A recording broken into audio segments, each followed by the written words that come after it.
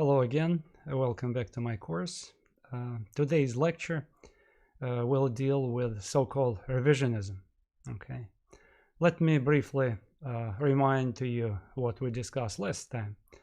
Our last conversation was about anarchism, one of the brands of socialism that was quite influential in the 19th century and partially in the early 20th century. We also mentioned last time that Marxian socialism, another faction in socialism that was becoming popular in the second half of the 19th century, eventually marginalized anarchism. Marxian socialism acquired popularity not only in Northern Europe, but in many countries of Southern Europe, then extended to Russia, Asian countries. Again, I'm jumping far ahead here in the 20th century. But the major point I would like to make is that Marxian socialism came out as the winner in this ideological fight between anarchism and Marxism. Okay. Today, we are going to discuss revisionism. Marxian socialism did win. Again, I'm not trying to say that all socialists all over the world suddenly by the 1900s became Marxist. No, far from this. For example, in England, Marxism was not a popular movement. Okay. What I'm talking here, I'm talking about the mindset, Marxian mindset, how Marxism affected the minds of intellectuals, universities, political strata, and organized socialist movement. Okay, even though Marxism became popular only among some segments of the working class movement, still intellectually, Marxian socialism did come to dominate the minds of intellectuals. Even in England, where we don't have organized Marxist movement by the end of the 19th century, England was more susceptible to Robert Owen type movements, non-revolutionary movements, that groups which never called for a revolution. Okay, revolutionary socialists were always marginal in UK, for example, or in the United States. But still,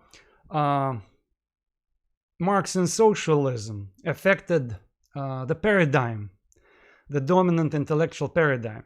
Okay, it penetrated intellectual life, and even those people who didn't associate themselves with Marx, who criticized Marx. And today we're going to talk about these people. Okay. In fact, most of the people whom we're going to discuss today, they used Marx, they read Marx, they loved parts of his teaching, but at the same time they criticized him. Okay. What I'm talking about here, I'm talking about the victory of Marxian socialism in the so-called socialist thought collective. So I'm talking here about the socialist thought collective, which includes both organized Marxist movement, intellectuals who were active in the universities, okay, some politicians, bohemians, okay. Each time, each age, when you look at certain ideas that affect the minds of the people. So that's when we see the certain set of ideas that dominate the mainstream.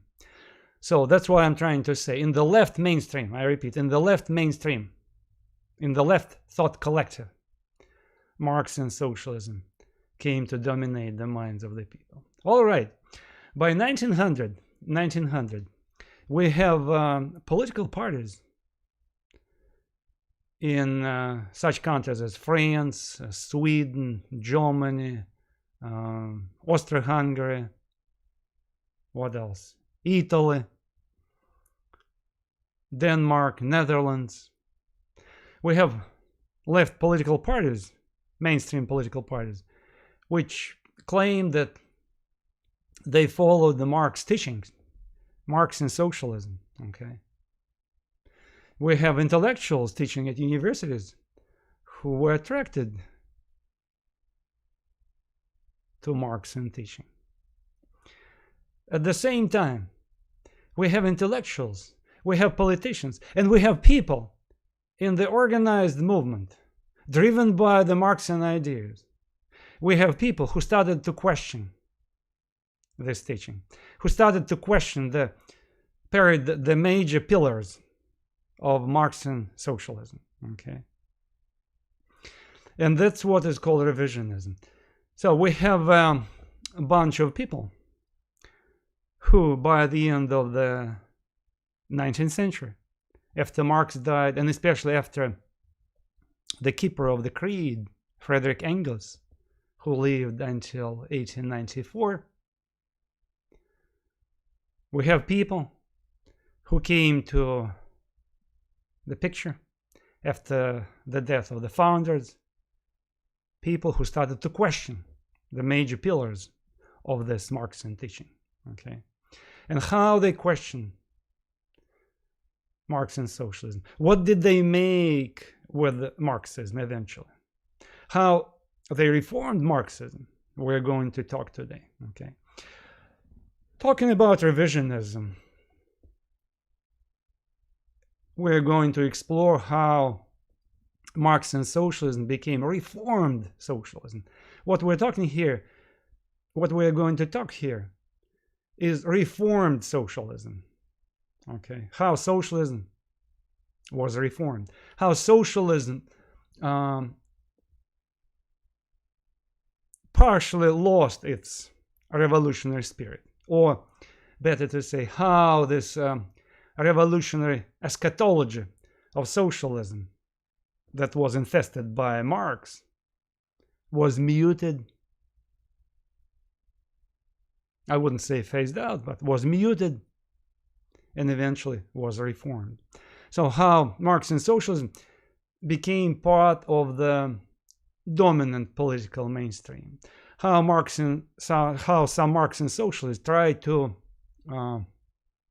make peace with capitalism, or to gradually reform capitalism. Okay.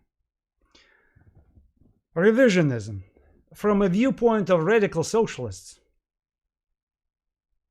who didn't want to accept reformed socialism, who didn't want the revolutionary spirit of Marxism to be muted.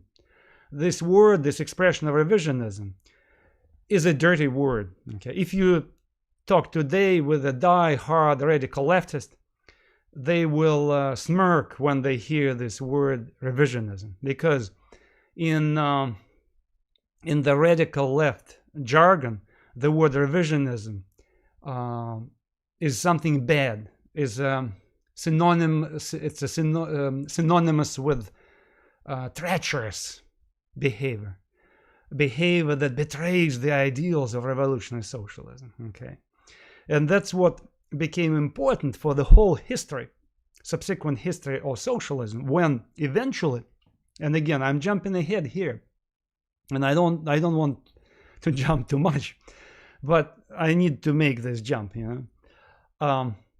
Eventually, revisionism or reformed socialism, and those people who disagreed with these policies to gradually mute the revolutionary potential of Marxism, they started to clash. And eventually, in 1917, you will find out what happened in 1917, or maybe some of you know already. In 1917, these two factions, they split, and they started to severely attack each other. Okay, a mortal ideological fight started between Marxian socialists who said we are going to preserve the spirit of revolutionary Marxism, and those who said, no, no, guys, you're not right, you're wrong, because look at the ground, whatever prophecy Marx had come up with, proved wrong. Okay, parts of Marxian teaching, they proved wrong, so we have to refurbish it, we have to reform it. So they were fighting each other. To make completely clear what we're talking about here, I'm prepared. Before I came here to do this lecture, I prepared like 2 charts to visually show you what we're talking here. Okay, so let me show you something. So look at this chart. That's what we talked about last time. Okay, remember I told you, if you look at the mainstream press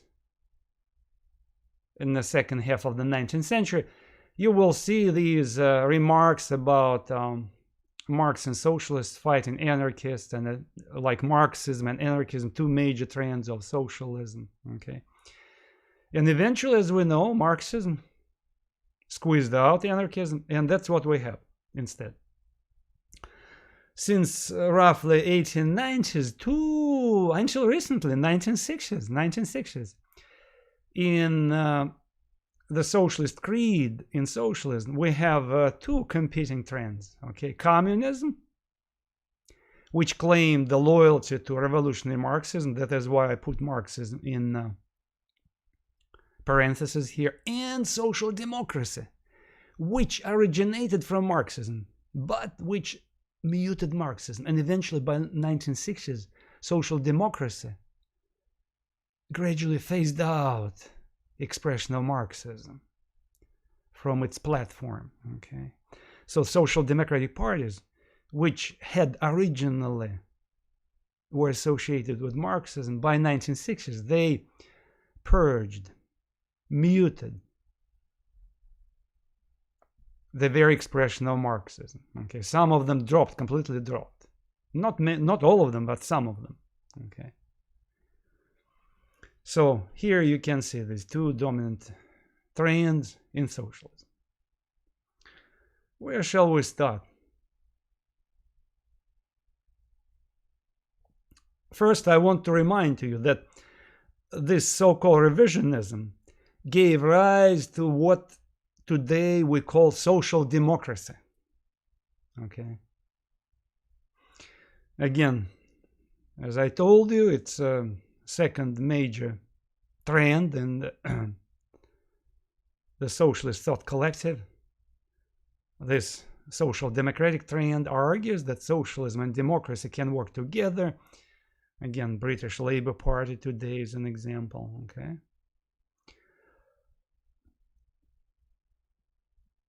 And the majority of social democrats defended and still defend, many of them, so-called slow socialism, stealth socialism, gradual socialism. So society would gradually grow into socialism. Change comes through peaceful democratic reforms, like elections. They put stress on elections. You don't need this helter-skelter revolution to kill this bourgeoisie, to confiscate their property. We will be proceeding slowly, like capturing one institution, then another institution, and eventually, or setting examples to the rest of society, convincing people, like shaming people. So all kinds of peaceful tools or moral tools we're going to use, or state tools. We're going to adopt laws within the existing state to push, to tilt society toward socialism.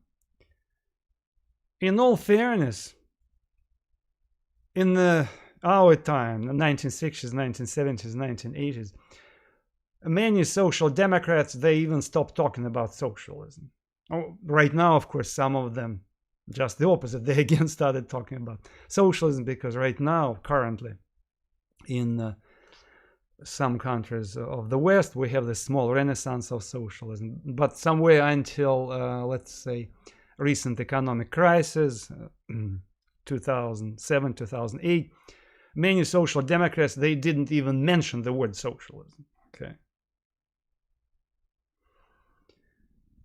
But at that time, when the first revisionists came to the picture, they did talk about socialism. There was much talk, but they simply said, we want to reform the whole creed. And at least until 1960s, that's what they talked. Everybody mentioned socialism. We need to move. All roads lead to socialism. Okay, you Marxian revolutionaries or communists, you want to find this quick way, a shortcut, which might create a lot of turmoil, a lot of death. You don't need this. We don't need this. So we're proceeding in a slow motion, gradually. That's the way, the social democratic way, okay?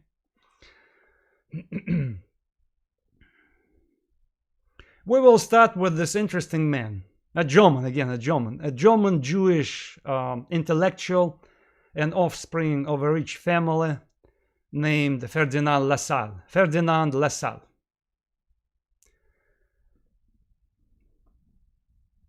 A very interesting character, lived a fast, flamboyant life, picturesque life, a very short life, okay? He reminds me these left radicals who tried to shock and awe society in 1960s, like Abbie Hoffman, okay? Some kind of countercultural alternative figure who captured the imagination of the entire society. So he liked to shock the contemporary culture. Okay, he liked to be in newspapers. At the same time, like many contemporary socialists, he was a good speaker. Like Marx, he grew up in a secular Jewish family. He didn't have anything to do with traditional Judaism, but he did experience, of course, anti-Semitism, like all the Jews in contemporary Germany. He participated in the German Revolution of 1848, okay? And he was friends for a while with Karl Marx. But what happened in 1850s, 1860s? Ferdinand Lassalle, being an excellent speaker, who absorbed part of what Marx was teaching about the class struggle, that society eventually would evolve into communism, so there would be paradise. So he observed all these things. He comes to the grassroots. He begins to speak up in front of workers, and he finds that he has this rapport with working class people. They love him. So he wants to talk more with them. Soon he becomes this proponent of working class rights. How did it happen? Before he did this, he became notorious or famous for challenging contemporary Germanic aristocratic notions. Okay, he had a mistress who was of a noble origin, and she wanted to get a divorce from her aristocratic husband. And of course, according to the laws of Germany at that time, plus she was a Catholic, her husband was a Catholic, so there was no way to get a divorce. And Lassalle befriended her. They fell in love, and he said, "I'm going to defend you." So he goes to the land estate of her husband and begins to talk to the peasants who worked for this husband. And soon he takes this peasant on strike. So peasants organize a strike against this aristocratic husband. They refuse to work for him unless the husband give a divorce to his wife. Okay, so eventually the guy Lassalle and this lady, aristocratic lady, received the divorce. Okay, so it got into newspapers. Everybody talked about him. In fact, he went further. He even tried to humiliate this Teutonic aristocrat, her former husband, by saying that the aristocrat should apologize to his wife. Okay, and of course he refused. Again, newspapers wrote about it. So he was a kind of notorious figure, notorious guy. Okay, and soon he got interested in Marxism. So he falls in love with what Marx said, and he said, I need to do something for the working class people. So and he and she, his mistress, this aristocratic woman, they call themselves fighters for the proletarian cause. And soon we see Lassalle speaking in front of crowds of working class people in different parts of Germany, agitating for welfare, like unemployment insurance, free health service, and 8-hour working day. But here soon we find something that set apart Karl Marx and Ferdinand Lassalle. Okay, although they were friends, but colleagues. Again, you couldn't be friends with Marx except Engels, who totally subjected himself to Marx's control. So other people could not be friends on the same basis, keeping this equal relationships with Marx. Ferdinand Lassalle soon sees that his popularity, the fact that he was very popular with German workers, they asked him to represent them when talking to the government. It aroused extreme jealousy on the part of Karl Marx. So Karl Marx plainly was jealous of his popularity, his growing popularity. Remember, Karl Marx lived in England, okay, at that time. With Engels, they lived in England until actually his last days. Marx and Engels, they lived in England. But Lassalle was in Germany, so he was in the front lines, okay. He was kind of criticized, ostracized by some bourgeois society, by the government, okay. He had to deal with this government repressions. Anyway, Marx was jealous. He begins to criticize Lassalle. What was the major object of criticism? Lassalle believed that you don't need a violent revolution. What you need to hijack the existing state, and you can use it to improve the life of the working class people, okay? And here on the slide, I even included the phrase he was famous for. A state is God. That's what he once uttered. A state is God. So which means you don't need to smash this bourgeois state. So you need to hijack it, to take it by ballot box, by elections. Since working class people are numerous, and he assumed, according to Marxist teaching, by the way, that soon the working class people would represent the majority of society, and which allows them to take over the existing state. Where did he get this idea? This idea that there should be a perfect state or perfect bureaucracy that could be used to improve the conditions of society goes back to Wilhelm Hegel, the German philosopher who also was used by Karl Marx, as you know. Okay, parts of Hegelian teaching was used by Karl Marx. Okay, the only difference was that Karl Marx used dialectics of Hegel to develop his Marxist teaching, and Lassalle picked up another part of Hegelian teaching, his concept of the perfect Prussian state. Hegel argued that in the process of development, the world spirit goes through different stages of evolution. Remember, the world spirit develops by spiral. Okay, thesis, antithesis, synthesis. So synthesis becomes again thesis, then antithesis, synthesis. And that's how by spiral the world spirit develops. Again, Marx took it over and said, no, it's not about world spirit, it's about our society. That's how society develops. Okay, so there's a certain state of society, then the forces that negate this state of society, then we have synthesis, and then we move further. Okay, and that's how we move eventually toward this perfect future called communism. But Hegel, when he developed this philosophy, he said, he didn't say, of course, that communism would be the final destination. What Hegel said, the final destination was the Prussian state. Prussia was the biggest Germanic state in the 19th century. Remember, before 1870, Germany was a fragmented state.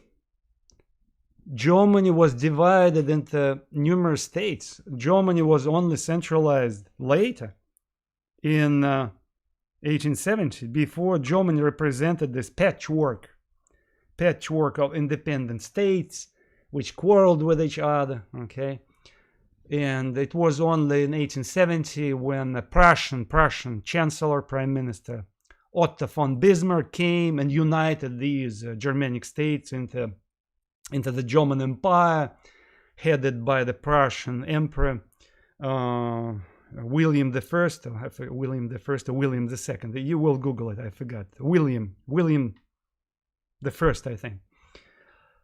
So Prussia was the biggest Germanic state, and Hegel argued that was the ideal. So we in Prussia, we created this powerful bureaucracy that could improve the life of the people in different ways, and that is why, by the way, he was loved by the emperor and by the elite of the Prussian state, because he said this nice, he massaged the ego of the Prussian elite. But what Lassalle said, he said, we need to take the structure. Yes, the Prussian bureaucracy, it's a good thing, but we're going to use it to turn this bureaucracy into the benevolent state that would work to benefit the working class people. So these bureaucrats, we are going to force these bureaucrats to establish a bunch of welfare reforms, okay? And they will be obligated to see how well these reforms were conducted. So this type of philosophy disgusted Karl Marx. He said, oh, you're wrong. Not only you are wrong, but you betray the cause of socialism, because you take the teeth, the revolutionary spirit of socialism, by talking like this. Okay, and they also had some funny petty bickering. In addition to this personal animosity, Karl Marx, by the way, and Engels exchanged letters where they smeared Lassalle with dirt, used anti-Semitic jokes about him, all kinds of slurs. Okay, if you go to correspondence, if you Google it, Marx anti-Semitism, Lassalle, you will see a bunch of letters, Engels to Marx, Marx to Engels, where they smear these a charismatic man with all kinds of slurs. Okay, just obvious jealous of his status. Okay, and in fact, he was glorified by the German working class. They literally loved him. There was some kind of rapport between grassroots and him. Okay, his birthdays, before he died very early, 1864. His birthday was actually celebrated by working class people. It was like for them something to celebrate. Okay, he was. They carried him occasionally, like raised them when he was speaking, taking him in their hands and carrying him. Oh, a good guy, speak again. On one occasion, Lassalle talked in front of some workers who were hooked on, I would say, ideas of capitalism, who believed in free enterprise, and they couldn't be swayed by other working class people who tried to sway them to socialism. And here LaSalle comes, it was 1862, I think, yeah. LaSalle comes in a small German town where two groups workers were debating each other. And he grabs the podium and delivered this passionate speech against capitalism, how evil it was, with using all kinds of words, metaphors. And he literally spoke the whole day non-stop, and eventually he was able to sway the minds of these workers who disagreed with socialism, and they joined the socialist group. Anyway, a very popular man. Occasionally he visited Marx in London, and during one of his visits, LaSalle was approached by Marx and said, "Can you borrow me money?" Remember, Marx was always short of money. Even though Engels provided him a stipend, he wasted money left and right. So Engels wasn't around. He spent his monthly allowance, and LaSalle was at that time in London, and he Marx talked LaSalle into lending him 16 pounds. It was a lot of money at that time. It's almost like, I don't know, between $400 and $500 right now. And of course, when Marx borrowed money, he never returned them. So that was his habit. And plus, at the same time, he borrowed a book from him, some kind of rare book, which he never wanted to return. And a couple of times later, LaSalle wrote to him, so, "Hey, I'm sorry to disturb you, but when you are going to return 16 pounds, plus you need to return this book." Essentially, Marx said, "I will approach Engels about money, okay? But I cannot return you this book because international postage is so expensive and it's too much. I don't have this money." And after this, their relationships were over. So it's an interesting episode. But anyway, LaSalle dies. He died in a duel. I forgot to tell you that there was another part of his flamboyant life. He was not only a socialist organizer, he was a famous womanizer. So he was falling in love with numerous women, okay? He was chasing some aristocratic women, middle-class women, and occasionally it spilled into newspapers. At first it was this countess, then there was a Russian aristocratic woman he fell in love with, and in 1864 he fell in love with the young German woman, middle class, who was, by the way, a daughter of a famous German historian. I'm sorry, I forgot his name, okay? So anyway, he falls in love with this girl, begins to court her, but she was engaged already to a Romanian prince, okay? So this Romanian prince didn't like it. He confronted LaSalle, and so there was a duel. And in this duel, LaSalle was killed because he wasn't experienced with guns. So the prince was a military trained. That was the end of LaSalle. So fortunately for Marx, LaSalle dies 1864, and that's what cleared the ground for Karl Marx and Friedrich Engels. So eventually, through their friends in Germany, they stepped in. They still remained in England. And Karl Marx writes a new program for a German social democratic movement. And through his friends, he was able to sway minds of influential bureaucrats in the social democratic movement in Germany to his side. And Marx wrote a new program for the German social democratic movement, which was called the Critique of the Gotha Program. What does it mean? In 1874, 1875, there were a few groups of German social democrats, and they decided to get together and to create the United Social Democratic Party, so United Socialist Party, in other words, okay?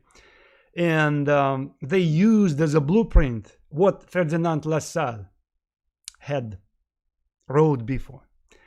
And whatever was put together and offered as the program for this United Socialist Party was called the Gotha program. Gotha, the name of the German town where the Congress took place. And Marx didn't like it because Gotha program was focused on the welfare state. Okay, this major notion of Ferdinand Lassalle. And Marx wrote the critique of this program and convinced the leadership of this United Party to accept his version of the Gotha program. So that's how the German Social Democratic Party, which was united, created out of this a few groups, became the Marxist party. Okay, so they adopted the Marxian program that our goal is revolutionary socialism. We believe in the socialist revolution. We need the socialist revolution. We need the dictatorship of the proletariat. Okay.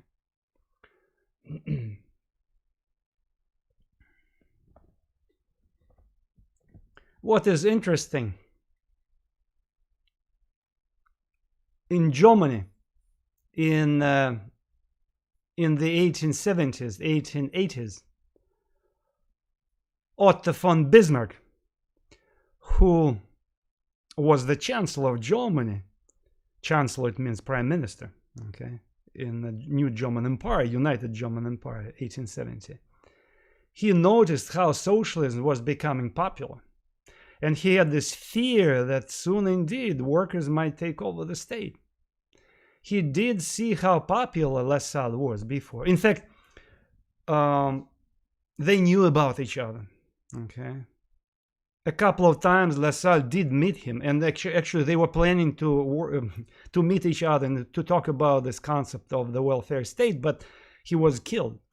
But what is interesting, as I said before, that Otto von Bismarck steps in and he steals the thunder of Lassalle. So he said to the German elite, we need to create this welfare state. We need to do it. Otherwise, we will lose our state. Otherwise, workers will take over and they would displace us. Okay. So, ironically, Bismarck, being a military hawk who united Germany, remember, by iron and blood. So he provoked wars against France, against Austro-Hungarian Empire, just to kind of purposely provoking wars in order to bring Germanic states together. Okay, because remember, a war is the best way to unite people. So a war hawk who created the United German Empire and who was concerned about the stability of this empire. So in order to guarantee the stability of this empire, he decides to hijack what Ferdinand Lassalle had to say, his plan of building welfare state. Again, remember, for Ferdinand Lassalle, the welfare state was something that would empower the German working class. But for Otto von Bismarck, welfare state he wanted to create was something that was to save the existing German empire. Okay. So what he decides to do, Otto von Bismarck, he wants to create so-called state socialism. Okay. He introduces mandatory unemployment benefits, mandatory pension system. He introduces elements of healthcare, not totally free healthcare, but elements of healthcare, especially for the old age people. Okay, so the first welfare reforms, which he even calls state socialism, but his goal was to make people dependent on the Germanic state, dependent on the imperial state. Okay, because he came to conclusion, and I think it was a reasonable conclusion, that people who depended on the state would do what the state told them what to do. Okay, let me quote one of his memorable expressions concerning this so-called state socialism, which Bismarck wanted to fulfill. Quote, "Whoever has pension for his old age is far more content and far easier to handle than the one who has no such prospect. Look at the difference between a private servant and a servant in the chancellery or at court. The latter will put up with much mire because he has pension. He has pension to look forward to." Unquote. So, what we see here, as Bismarck himself said, another quote, "Many of the measures which we have adopted to the great blessing of the country are socialist, and the state will have to accustom itself to a little more socialism yet." Unquote. So what we see here is a obvious desire to make people dependent on the state in order to control the people. Okay, so that's what that was his goal, Otto von Bismarck.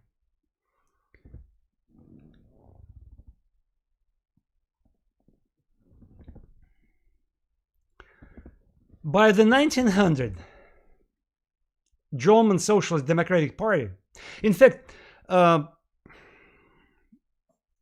at the very end of the 19th century, German Social Democratic Party was legalized. Okay, for a while, 1860s, 1870s, it was like it had the semi-legal status. Okay, but then it was totally legalized. It was allowed to vote. It was allowed to campaign. So representatives of German Social Democratic Party were elected in the new German parliament, and so forth and so forth. It became a powerful force, 700,000 members. German Social Democratic Party created a powerful socialist subculture. When many German workers viewed this socialist party, Social Democratic Party, as their home. Okay, there were newspapers, socialist newspapers. There were socialist sports clubs. There were socialist libraries. There were socialist funeral parlors. There were socialist diners. There were the ceremonies performed by prominent socialist activists, like funerals, birthdays. In many respects, this socialist subculture replaced religion, Protestant religion or Catholic religion. Again, remember, Germany, southern parts of Germany were Catholic, northern parts of Germany were Lutheran. So in many respects, a socialist subculture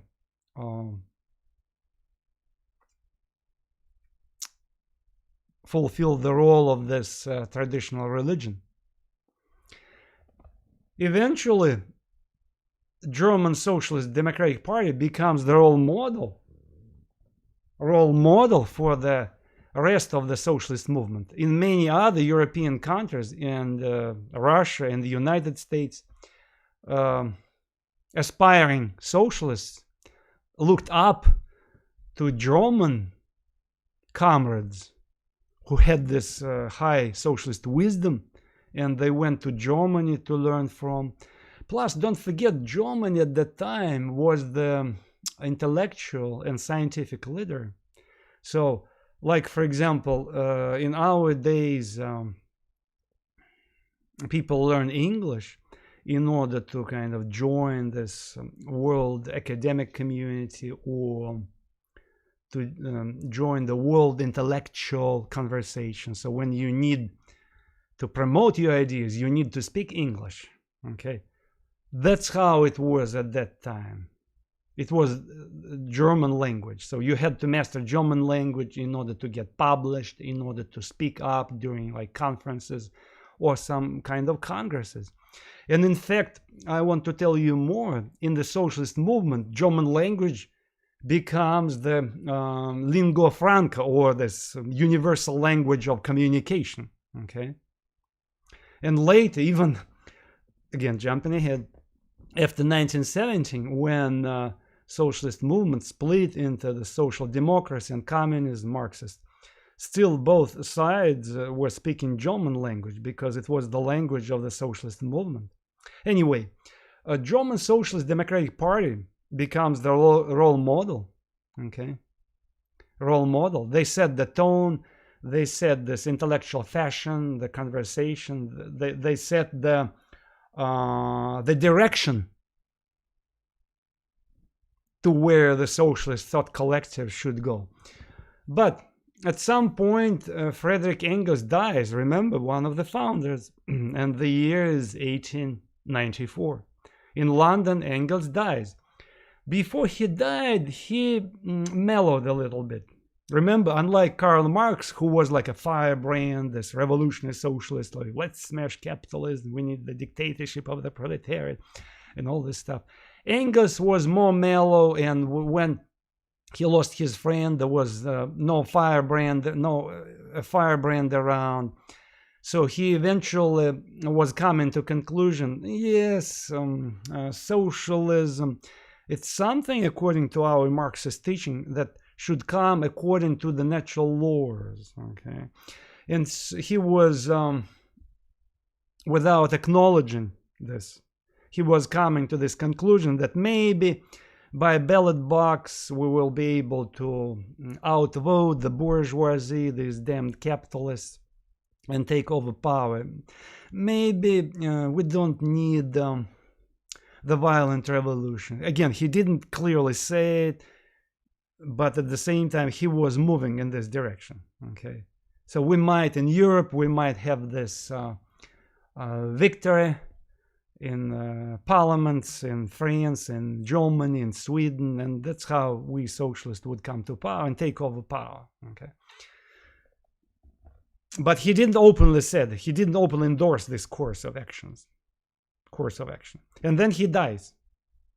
There were two persons. They were like his intellectual secretaries, like his intellectual assistants.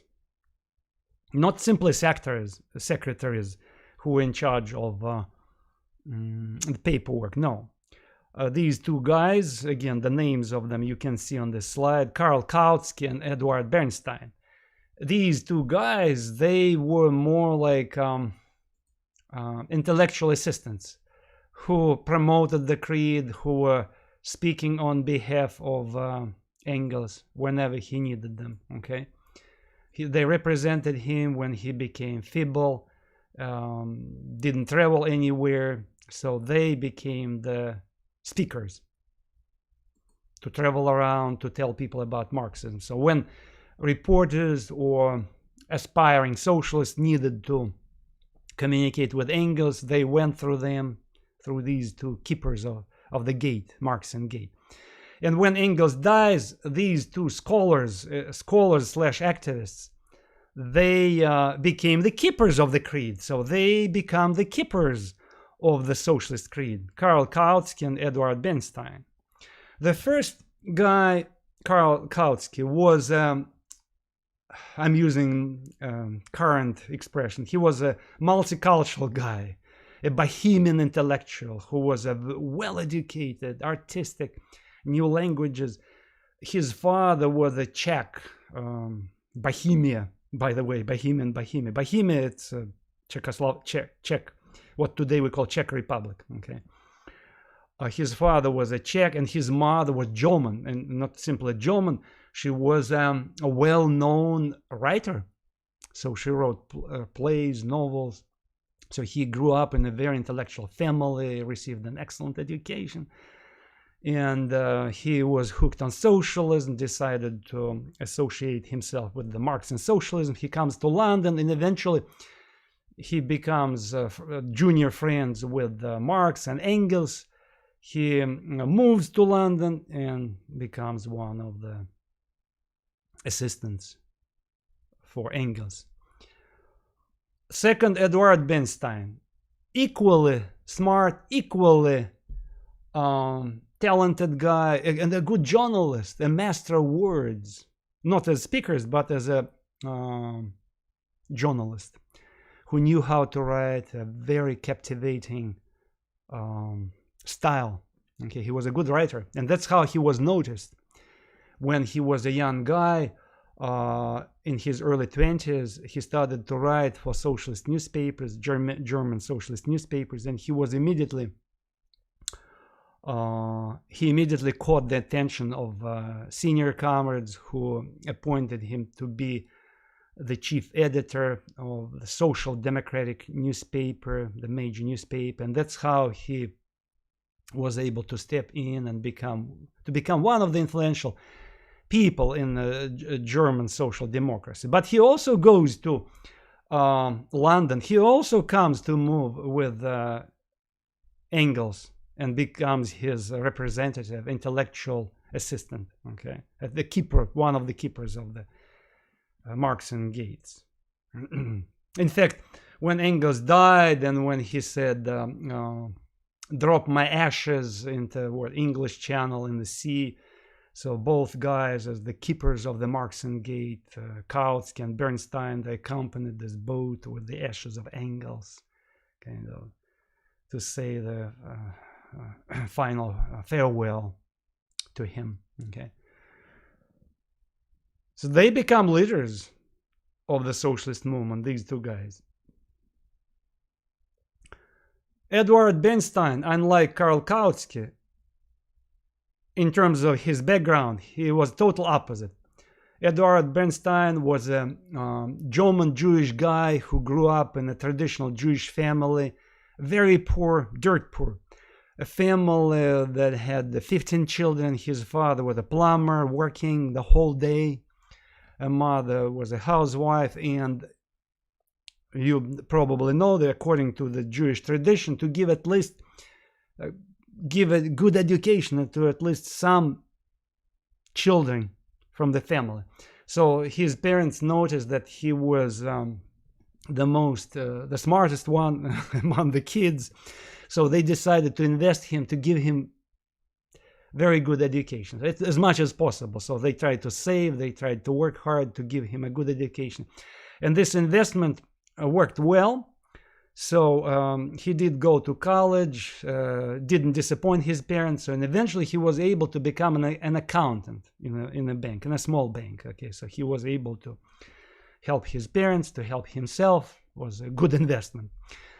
Anyway, but then he fell for Marx and socialism, comes to London, and after the death of Engels, he becomes one of the leaders of the socialist movement. And that's where the story begins, the story of revisionism. See, that what I told you was a very important, long introduction, but we do need this introduction, because this introduction should be part of the story. Otherwise, you will not be able to understand how this revisionism came about. That's Karl Kautsky, okay? And that's Eduard Bernstein. He lived a long life, see? Long life. He even he died during the Great Depression, so he saw this the new wave of revolutionary Marxism before he died. He was able to see it. Karl Kautsky,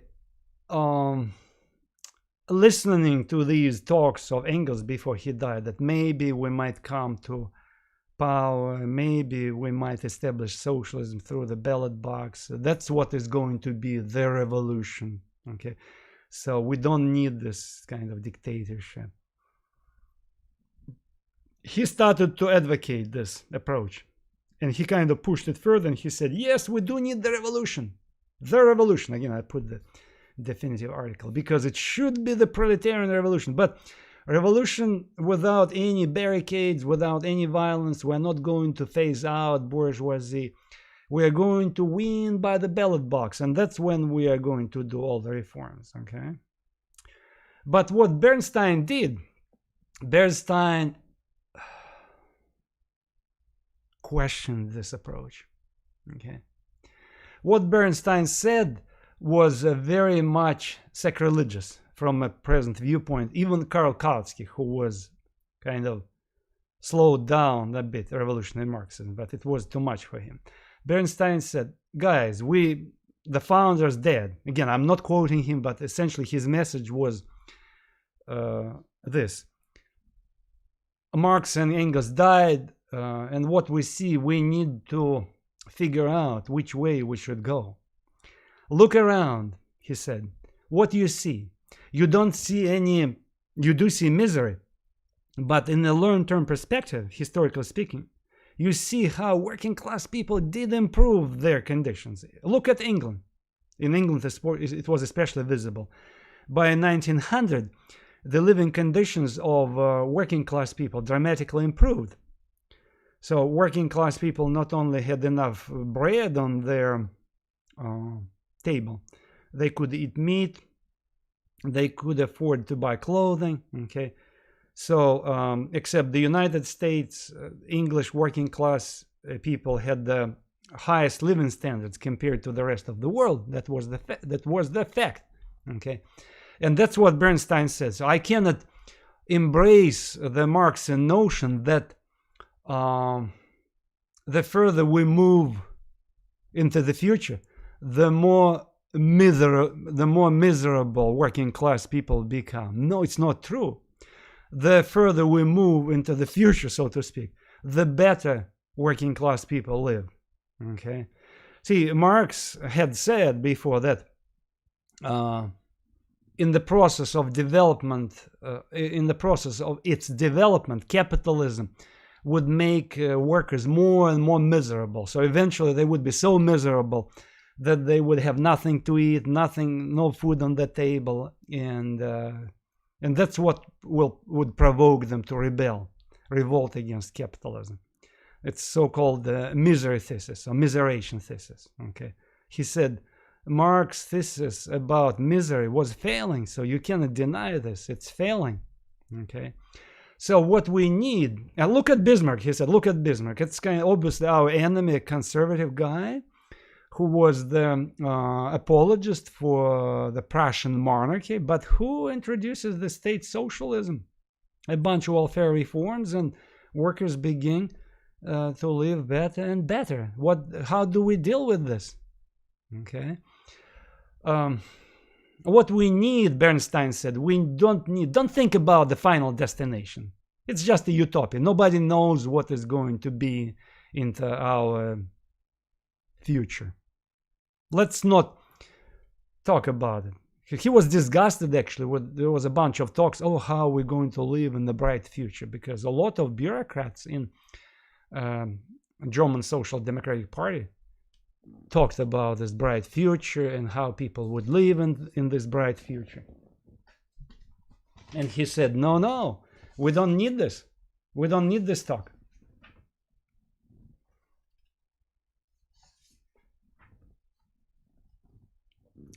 Eduard Bernstein argued, focus on reforms. Give up your utopian dreams of the revolution.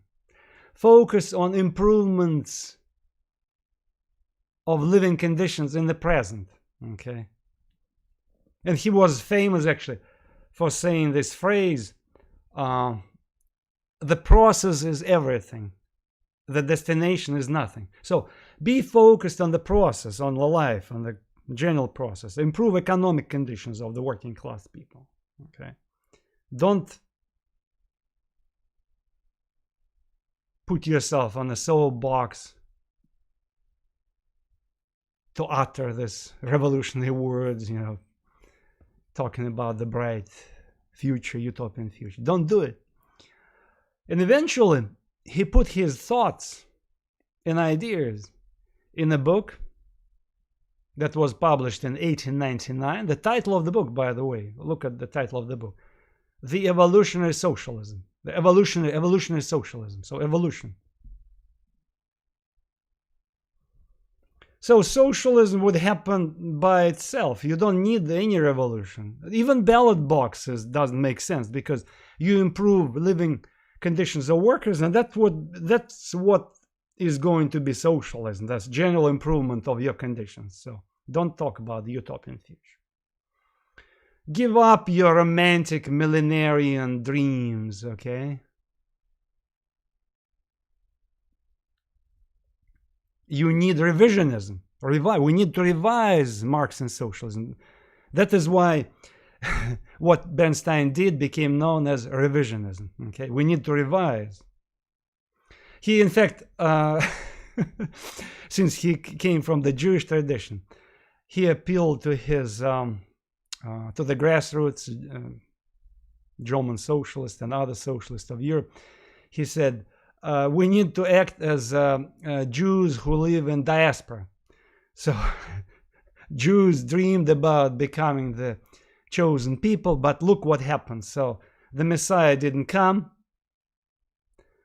There was no way for them to get back to Israel. Of course, when Zionism emerged, the prophecy was changed a bit.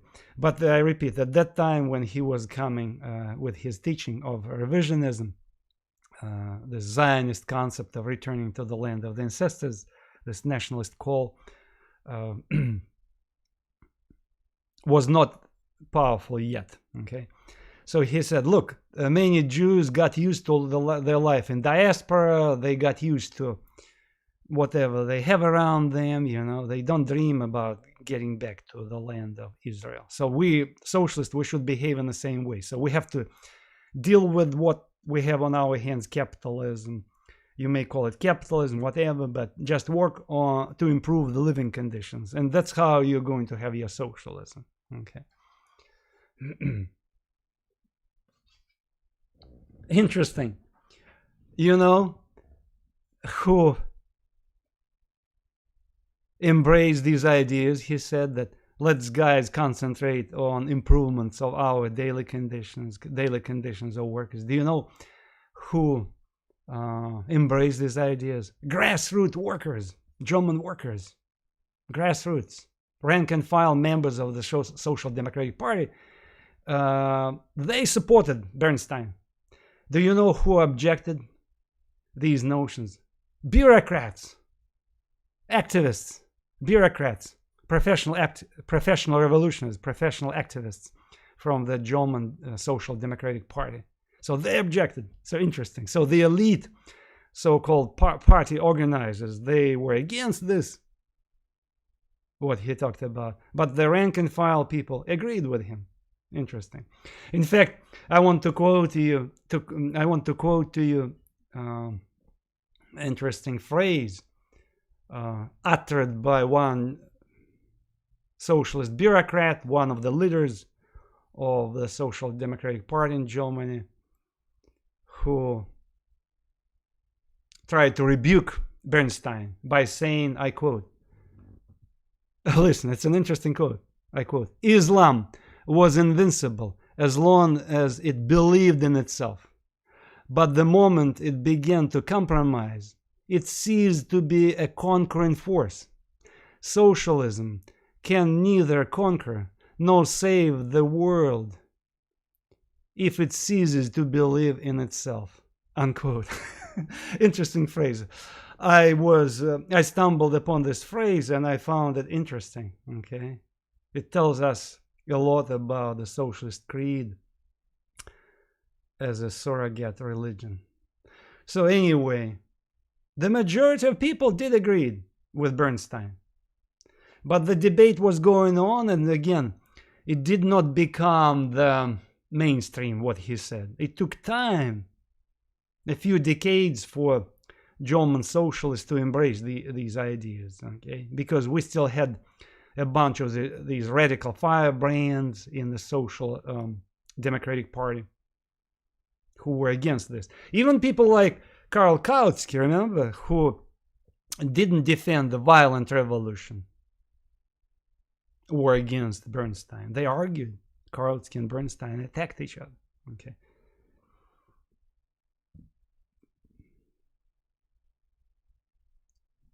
I would like to mention something that sheds light to where and how Bernstein got his ideas about the stealth gradual socialism.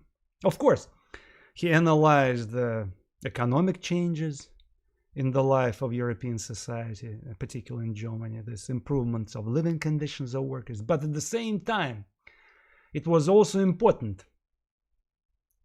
The people who Bernstein was hanging with, okay? The people. Who were these people? These people were called Fabians. When he lived in London, in England, he started to go to listen to people who are called Fabians. And that's where he picked up some of his ideas about the slow, gradual socialism, that we need to improve living conditions. And yes, we need to use the power of the state, benevolent state, okay, welfare state. These were the so-called Fabians. So now we need to talk about Fabians.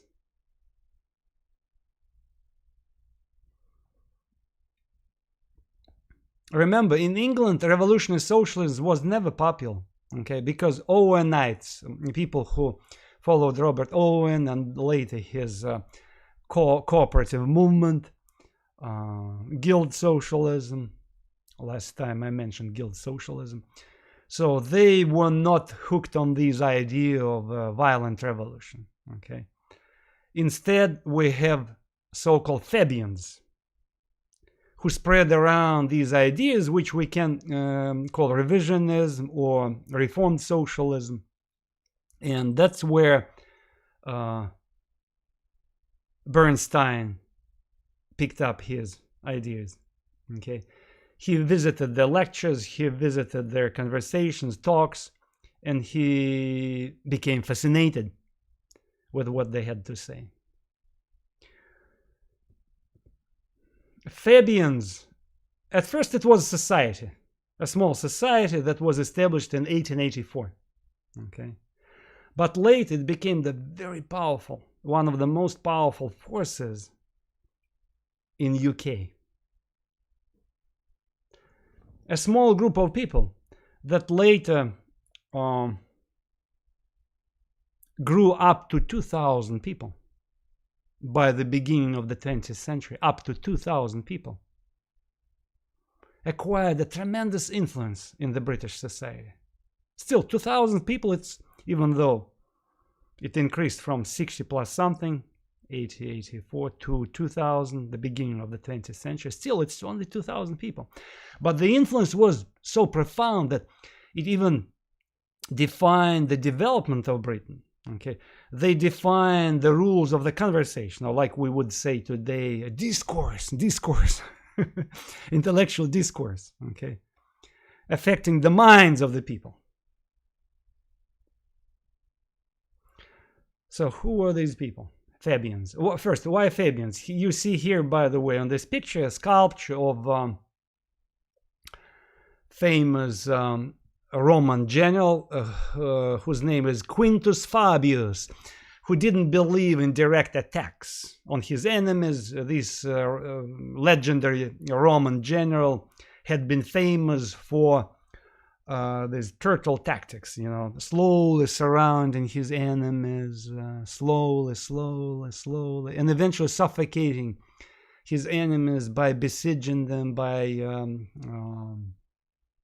starving them into submission, conquering them by using this tactics, stealth tactics, slow tactics, surrounding and delaying the attack, but eventually defeating by backstabbing, by suffocating them into starvation. So that is why they adopted these people, the English socialists who became known as Fabians. They accepted this name, Fabians, okay.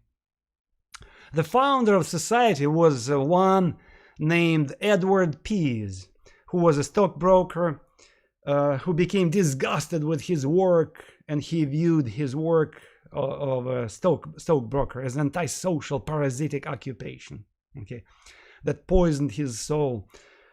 He believed that people should do manual labor because manual labor was spiritually enhancing, okay.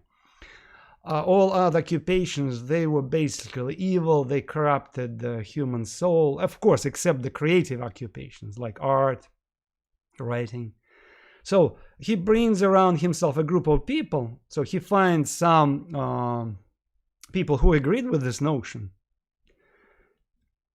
And he creates a small group of people who call themselves Fabians. Some of them, actually a lot of them, some of them, not correct, many of them had the evangelical background. Half of them were Quakers, grew up in families of Quakers, who later became disillusioned in the religion and became atheists, but still this religious background was very important. So it made them very zealous preachers of what a newly found faith, so to speak, this Fabian faith. Okay.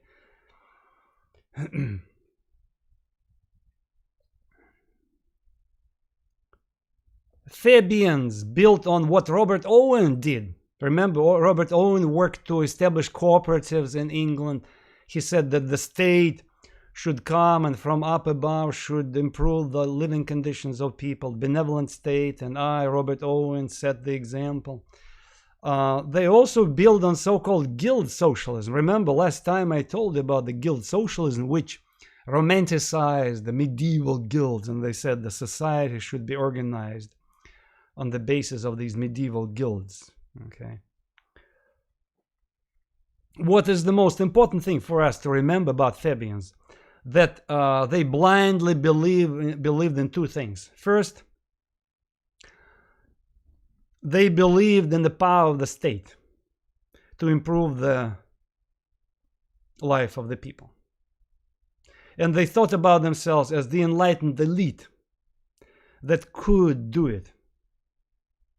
And the second thing, they embraced this notion that the science should be used to improve the life of the people. So we, the most educated people, the British elite, who agreed with socialism, that the future of society would be socialism, we need to step in, and from up above we should organize the people. We should navigate society in the socialist direction, because we know the way.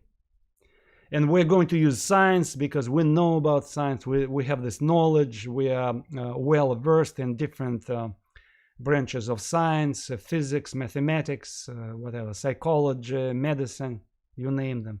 So that is how we need to be in charge of society, like technocrats. Okay, we're going to be these technocrats who will take society to the bright future.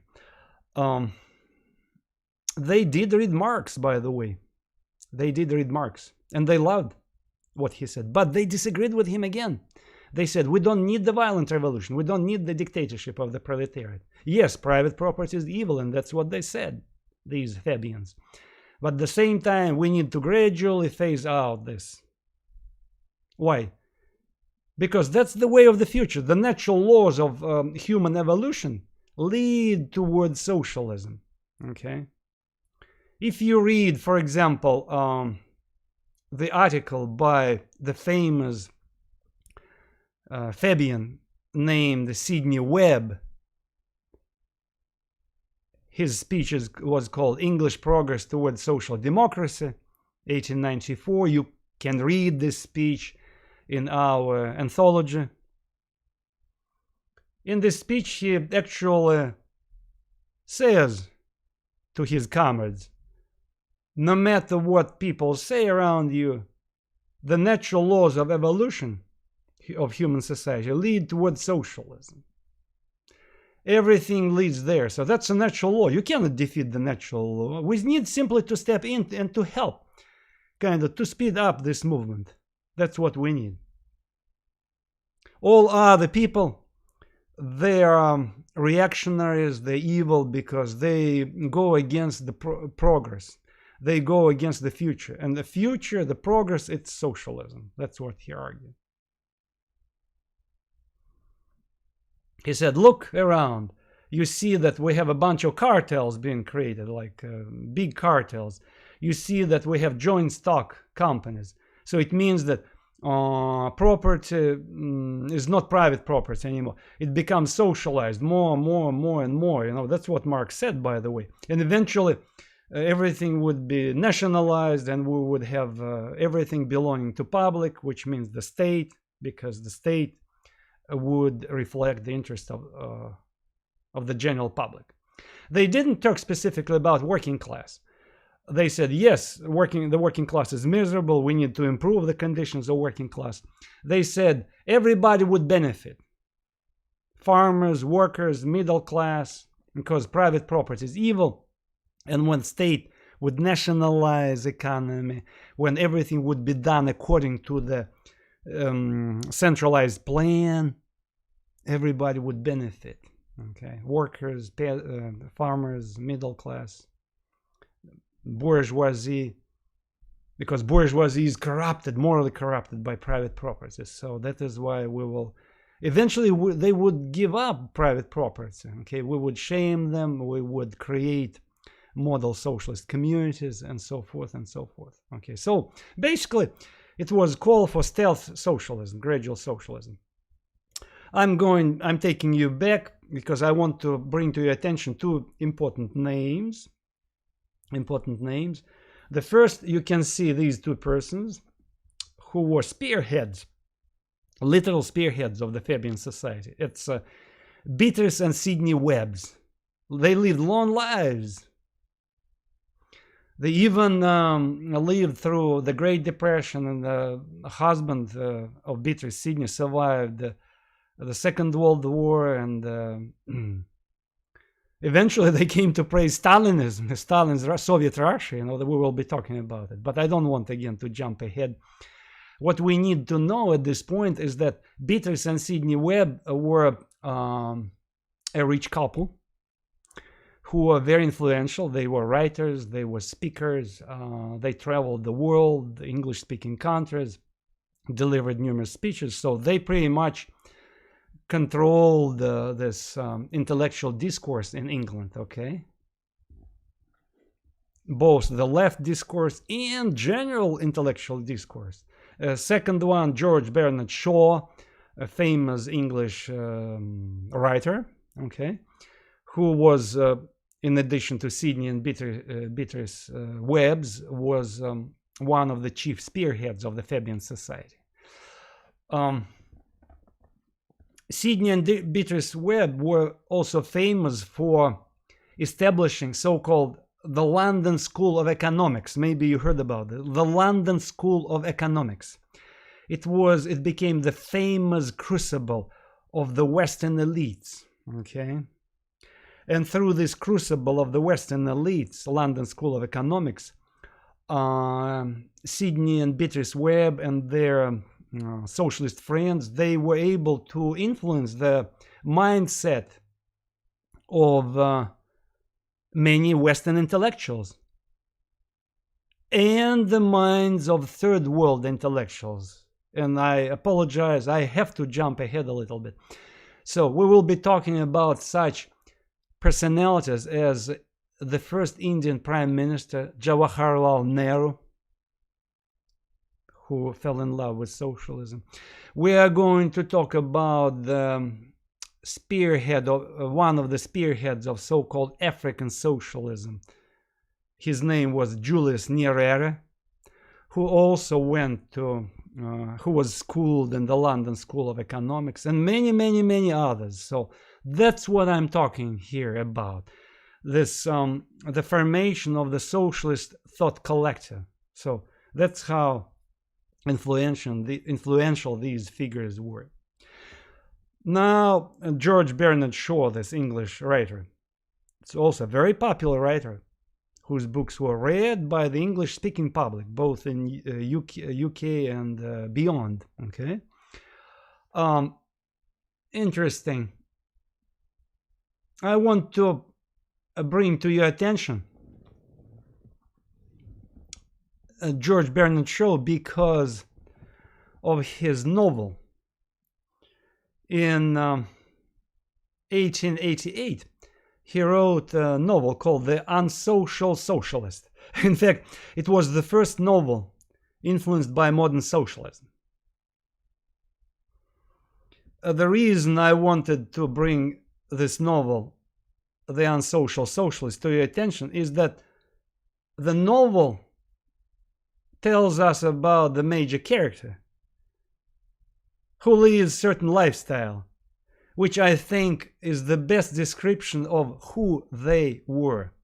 these people called Fabians. Anyway, the major character in this novel, The Unsocial Socialist, he puts a working man's garb. He tries to speak and act as the so-called common man, common worker. But eventually he becomes frustrated about the crude proletarian lifestyle. So he doesn't like this people who are heavy drinkers around them, crude, using a bunch of four-letter words. So he prefers instead to go back to the life of society, where he can live a life as a bohemian. He goes back to his aristocratic club, where he dines and wines, and at the same time he talks about the improvement of how the English society should be improved. I don't know on purpose or not, but in my view, indirectly, George Bernard's show, he depicted this portrait of this person, the elite person who thought about himself as this enlightened, the member of this enlightened elite who was to change the life of society. Okay, and in this case, these Fabians and what they argued about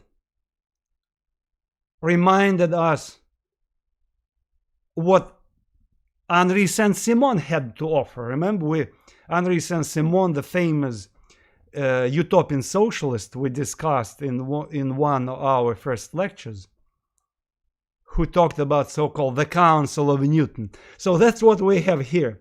We have a group of people who wanted this quote-unquote the Council of Newton, the enlightened masters, to have them in charge of the English society, to navigate the development of this society. To emphasize the influence of Fabians in the contemporary English life, I want to give you another interesting example. In 1945, when the Labour government, and again, Labour Party was created by Fabians. In 1945, when the Labour Party made the first comprehensive movement towards socialism, they won the post of prime minister. They came to power. They wanted to build democratic socialism in 1945. Out of 394 Labour representatives in the English Parliament, 229 were the members of the Fabian Society. Think about it. Out of 394 Labour representatives who were sitting in the English Parliament when they came to power, and they had the upper hand in the English Parliament in 1945, 229 were the members of the Fabian Society. And by the way, this first prime minister who promoted democratic socialism, Clement Attlee, Labour prime minister, who presided over this post-war project of British democratic socialism, the project that was brief, I would say. We will be talking about it from 1945 to roughly 1951. It's a brief, short period. He was a Fabian too. Clement Attlee, the first Labour prime minister, was a Fabian too.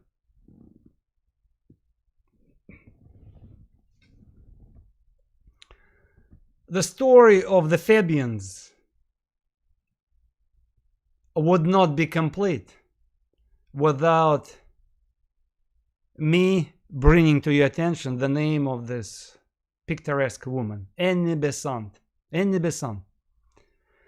She lived a long life, like her comrades in the Fabian Society. But the reason I want to bring her name to your attention is, again, to make a point. She was not the leader of the Fabian Society, but at the same time, she was one of the leaders. She was one of the leaders.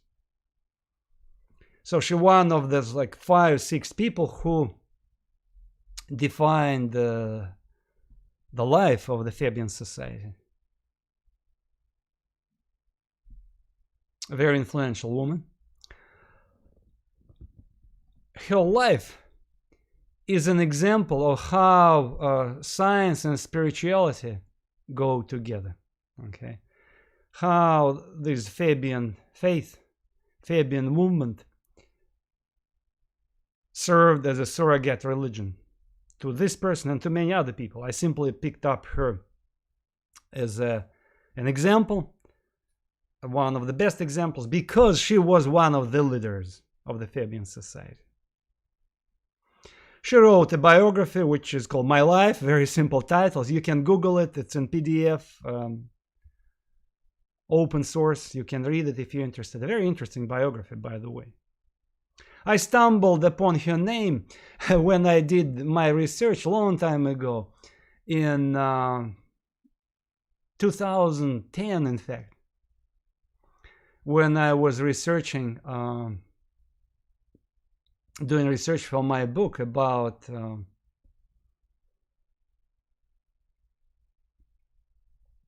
Western esotericism and Tibetan Buddhism. Okay, suddenly I stumbled upon the name of this woman who was one of the leaders of Theosophical movement. Okay, Theosophical movement. If you don't know what it was, I want to mention that at the end of the 19th century, in the beginning of the 20th century, a lot of Bohemians, especially artists, poets, writers, they joined so-called Theosophical movement. It was cool to join this Theosophical movement. Okay, using current language, I would say it was the New Age movement. New Age, that's the best way to describe it. What was it all about? The movement that was jump-started by a Russian immigrant called Madame Blavatsky.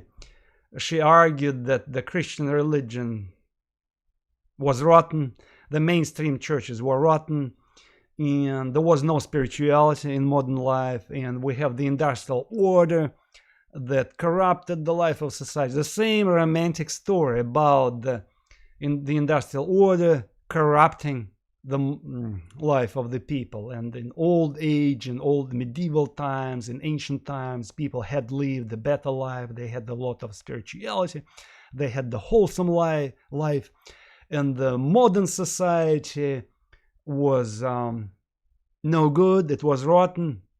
And we have to find a way out of this modern society, out of this industrial order. But at the same time, we shouldn't do it on the basis of the Christian religion, because the Western Christianity was rotten as well. No good. Okay, that was the message. So what we need to do, we need to go to the Oriental wisdom, Hinduism, Buddhism, Egyptian wisdom. We need to embrace this non-Western religions, Oriental religions. Okay, and we need to merge them with Western occult knowledge. Okay, the marginal occult knowledge that had existed in the Western countries. We have to merge together these things, and that is going to be the new spirituality. Plus, we need to pay attention to the modern scientific accomplishments. We need to integrate in our spirituality what Charles Darwin had to discover, this theory of evolution. We need to integrate into the spirituality somehow genetics. So basically a mishmash cocktail of everything, whatever was created at that time. In science, the most miraculous discoveries made by scientists, Madame Blavatsky argued, we need to integrate into this new spirituality. And society of the future would be navigated by enlightened masters. In fact, Madame Blavatsky, who jump-started this theosophical movement, she used this very expression that we need to this group of enlightened masters who would navigate our society. So this is a very kind of bizarre concept, but very popular at that time. So look it up. It's right now, of course, Hardly anybody remembers about this. It's a very marginal. But at that time, it was very popular. It was a fetish, like movement among intellectuals, bohemians, it was cool to belong to the Theosophical Society, to read the books by Madame Blavatsky. So Annie Besant was one of these people who fell for Madame Blavatsky, okay? So basically what attracted the contemporary people, intellectuals in the Theosophical movement, was this marriage of science and religion, or better to say, marriage between science and spirituality, okay? Annie Besant was a very religious girl, a die-hard, zealous, religious person in her young years. She didn't have a mother, grew up with a stepmother, and her stepmother was evangelical, who infested her mind with this extreme religiosity. In fact, she was so religious, Annie Besant, she actually tamed her flesh, okay, when she went through this puberty years, young adult girl. So she even used this methods of flagellation, whipping herself, taming her flesh, trying to subdue her desires, whatever. So it's a very religious person. So that is why I would like to emphasize this. And then against her will, she was married. That's again this tradition, this patriarchal tradition of that time, Victorian tradition, was married to an older male who was a minister, by the way, who was a minister but who did not care about spirituality, just performed church services without any spirit, did not put his heart into this, and that's what upset her. She was so frustrated about this guy, her whatever former husband, whom she was forced to marry, who didn't care about spirituality, who actually corrupted the whole church life around him. So she escapes from him, moves to London, and that's where she finds Fabians. So she joins the Fabian movement, and soon she becomes one of the leaders of this movement. She speaks up in front of workers. She embraces socialism of Fabians, so she believes these notions of socialism, so gradual socialism. She also challenges Victorian mores. By the way, Besant was famous for being actually the first person in England at the end of the 19th century to advertise contraceptives. Okay, so she shocked this Victorian society by challenging them to accept this contraceptive as the regular thing. And of course, she was smeared with dirt at that time. There were actually she was brought to court at some point, so she had a rough life. Okay, these Victorian guys attacked her at that time. Anyway, just a portrait of a person who was one of the leaders of the Fabian movement. Again, I'm making my point here that the reason the person joined this movement, because spiritually she was able finally to fulfill herself by being part of the Fabian movement. She didn't drop her theosophical creed. She simply kind of muted it and moved toward socialism. Okay, and there were other theosophists who also joined the socialist movement. One of the memorable names who was affected by Fabians, very much affected by Fabians, was the father of so-called Scandinavian socialism or Swedish socialism, Hjalmar Branting.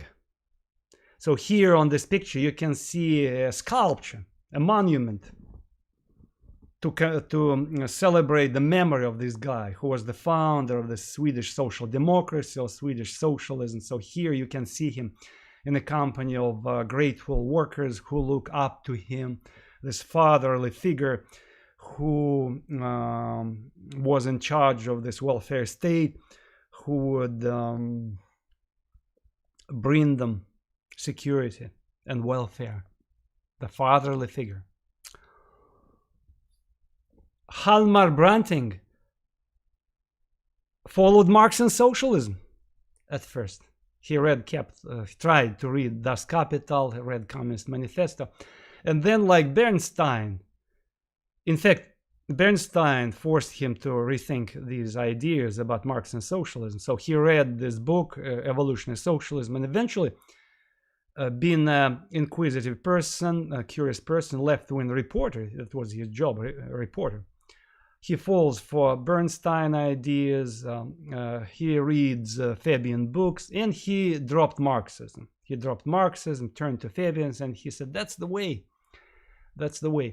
And in fact, he takes further these ideas of Fabians. What he said, that we need to move away from this obsession with proletariat. He didn't say it, but he kind of made hints. Okay, he couldn't say it because, again, Social Democratic Party had the base represented by the industrial working class. So where industrial working class was the base of the Social Democrats. But at the same time, he made steps to embrace not only the social base, but the general society, okay, farmers in middle class, and in industrialists as well, okay.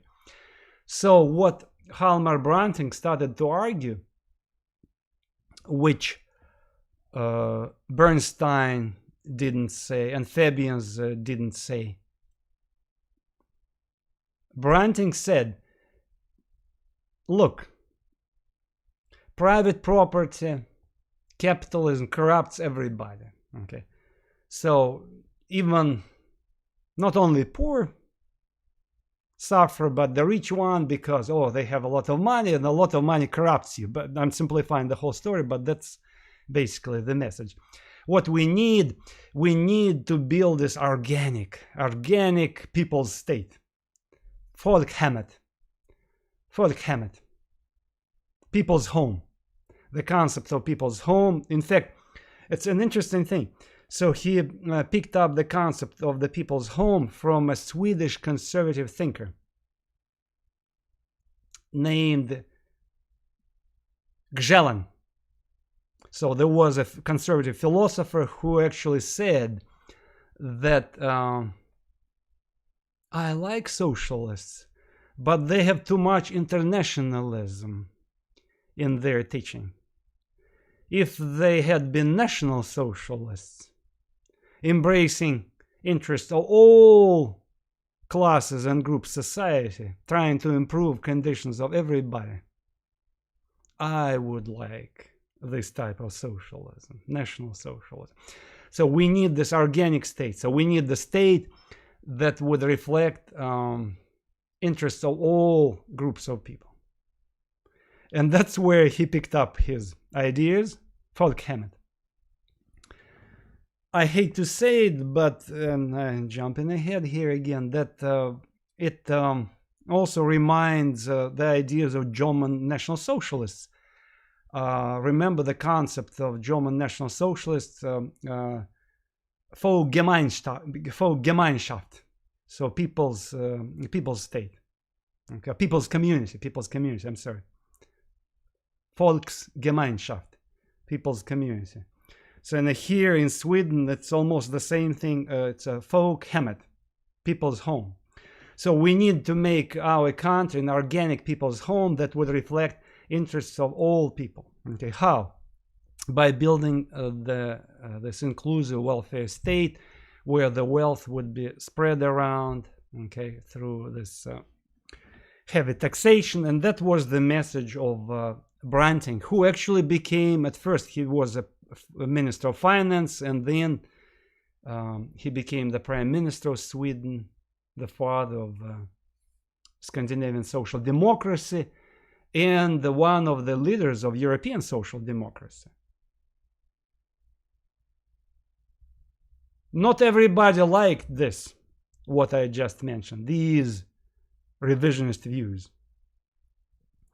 There were many socialists who hated it, who said what Branting had to say, what Bernstein had to say, what Fabians had to say. It was the betrayal of the cause. There were new breeds, new firebrands who challenged this revisionism, who said, you betrayed revolutionary Marxism. You are traitors. These were the cosmopolitans. These were new revolutionaries, whom we are going to discuss next time. Thank you for your attention.